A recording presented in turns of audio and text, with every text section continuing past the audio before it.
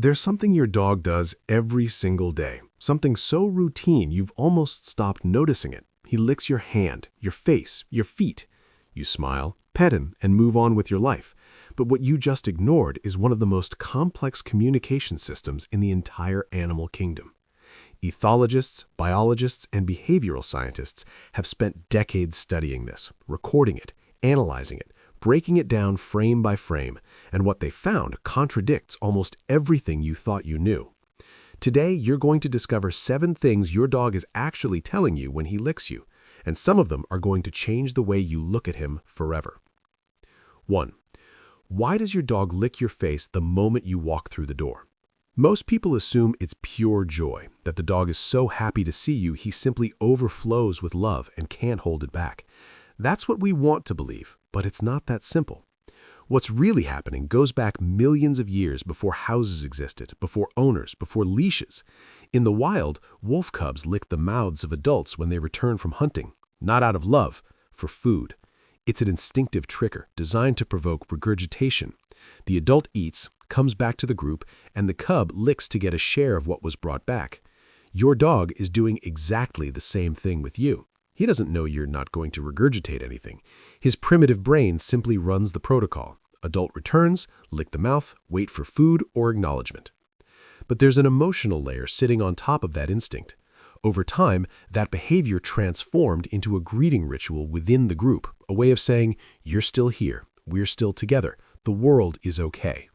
When your dog licks your face after you've been away, he's also reaffirming that you belong to his pack, that your absence created tension and your return resolves it. Here's the practical takeaway. If you don't want him licking your face, don't push him away harshly. Simply redirect his energy toward a toy or a command before the ritual begins. Breaking the cycle before it starts is far more effective than trying to stop it once it's already in motion. 2. What does it mean when he licks your hands constantly, seemingly for no reason? You think he likes you, that you're his favorite person, and maybe you are, but there's something else going on worth understanding. Human skin releases salts, fats, and chemical residue continuously. For a dog whose nose is between 10,000 and 100,000 times more sensitive than ours, your hands are an encyclopedia of information. Licking them isn't just affection, it's reading. He's processing what you ate, how you slept, your hormonal stress level, whether you've been in contact with other animals. In a single lick, your dog collects more data about you than you would by reading your own diary. In the wild, wolves and feral dogs lick each other as part of social recognition rituals. It's how they keep the group's social map current, a way of knowing who went where and with whom. Emotionally, there's something else happening too. When a dog licks your hand slowly and repeatedly, he's often in a state of calm alertness. He's not anxious, he's processing. He's present with you in a way that most humans aren't capable of being with each other. But pay attention. If the licking is excessive and compulsive, if he can't stop even when you distract him, that can be a sign of anxiety, not overflowing love. Context matters. A calm dog who licks you for a while is very different from one who physically cannot stop. 3. Why do some dogs lick feet while others never do? The first reaction is to think something's off, that it's strange behavior, or that you just happen to have a peculiar dog. Neither of those things is necessarily true. Feet concentrate an enormous amount of chemical information. The sweat glands in human feet are among the most active in the entire body. For a dog, your feet are like a newspaper covering your whole day, where you walked, what surfaces you stepped on, whether your body is under any kind of physical stress. A dog that licks feet doesn't have a weird fixation. He has access to data you can't see. In wild social structures, high-ranking animals receive more of this kind of attention. Subordinates explore, sniff, and lick dominant members as part of status recognition. Your dog licking your feet may, in some sense, be acknowledging your place in the pack. But there's also a much simpler and more powerful dimension. Dogs that lick feet tend to be dogs with a very deep bond with their human. It's intimacy. It's trust taken down to its most fundamental form. They don't approach just anyone this way. If it bothers you, wear socks. Seriously, nothing dramatic needed. The dog will simply find another way to communicate. But if you can tolerate it, sometimes it's worth letting it happen. There's information in that moment that no medical test can give you about the relationship you have with that animal. 4. What does it mean when he licks you right before you cry or when you're feeling low? People like to say dogs sense emotions, and that's true, but in a very specific way that goes much further than most people imagine. When humans experience intense emotions, we change. Our breathing changes, our body temperature shifts, our chemistry shifts. Cortisol, the stress hormone, releases and alters the scent we emit. A dog detects that before you're even conscious of what you're feeling. Studies conducted at Queen's University Belfast demonstrated that dogs can distinguish the scent of human stress with extraordinary accuracy. They're not guessing, they're reading real, concrete data. When your dog approaches and licks you in those moments, he's responding to an actual chemical signal. In the pack, when one member is under stress, the others move closer. Physical contact regulates, it calms. It's a cohesion mechanism that has survived millions of years. And there's one more layer. The act of licking releases oxytocin, the bonding hormone, in the dog. And through physical contact, it indirectly affects you too. Your dog isn't just detecting your sadness, he's actively generating a chemical response in his own body to be with you inside it. Don't interrupt him. In those moments, let the dog do what he knows how to do. There are forms of presence that have no human translation. 5. Why does he lick people he doesn't know, even people who clearly make him nervous? This confuses a lot of people. The dog barks, tenses up, seems scared, and then suddenly licks the same person who is making him anxious.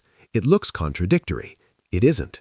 In the animal world, licking also functions as an appeasement signal. It's a tool for de-escalating tension. A dog that licks someone who's making him uncertain isn't saying he trusts that person. He's saying, I don't want conflict. I'm trying to make peace before something bad happens. It's the canine equivalent of an open palm, a gesture that says, look, I'm unarmed. I don't want to fight. Wolves do this with higher-ranking members of their group. Dogs do it with unpredictable humans or situations they can't make sense of. Emotionally, for the dog, this is a moment of genuine vulnerability, not trust, vulnerability. If you see this, don't interpret it as the dog having accepted that person. It's precisely the opposite. The dog is managing his fear with the only social tool he has available at that moment. The warning here matters. If your dog does this with someone in your life on a regular basis, pay attention. Dogs don't lie with their bodies. If the licking comes with a low tail, flattened ears, and a hunched posture, something in that dynamic deserves your full attention. 6. What does it mean when he licks the exact same spot on your body, over and over, always the same place? It's not a quirk, it's not random habit. Something specific in that spot is communicating something to him. The human body is not chemically uniform. Different areas emit different substances. Inflamed joints, wounds healing beneath the surface, areas with early-stage infection, zones where blood flow is irregular, all of it produces a different chemical signature. Dogs trained in medical detection can identify certain types of cancer with accuracy rates approaching 95%, according to studies published in oncology journals. It's not magic, it's chemistry the dog reads and we don't. In the wild, animals lick their own wounds and the wounds of others, not for hygiene in the human sense, because saliva carries basic antibacterial properties and because contact with the affected area serves a continuous monitoring function. If something changes, the animal knows. If your dog has a fixation with one specific area of your body, and that's new and there's no obvious explanation, don't ignore it. It's not meaningless behavior, it's information. It might be nothing, but it might be the most important signal that animal has ever sent you. 7. Why do some dogs lick constantly while others almost never do, even when they're just as bonded? Because licking isn't the only way they communicate the same thing, and understanding that changes everything. Some dogs express connection through other physical contact, resting their head on your leg, following you from room to room, lying with their back pressed against your body. Some dogs vocalize, some bring objects. The absence of licking doesn't indicate emotional distance or coldness, it indicates a different repertoire. In the wild, different individuals within the same pack develop different communicative roles. Not all wolves vocalize the same way. Not all feral dogs use the same body language. Variation is part of the system, not a deviation from it. What is universal is the intention behind the behavior. Every dog wants the same thing: belonging, safety, recognition within the group. Dogs that lick a lot use that tool. Dogs that don't use others. The most costly mistake you can make with a dog is reading his behavior through a human lens. A dog that doesn't lick you doesn't love you less. A dog that licks you constantly isn't necessarily doing well. The language is there. The question is whether you're willing to learn it. And that's the most honest thing that can be said about all of this. Your dog has spent thousands of years adapting to you, reshaping ancient behaviors to fit inside your world. The least you can do is try to understand what he's saying when he has enough vocabulary to say it clearly. Because he does. He always has. What was missing was someone willing to explain it to you.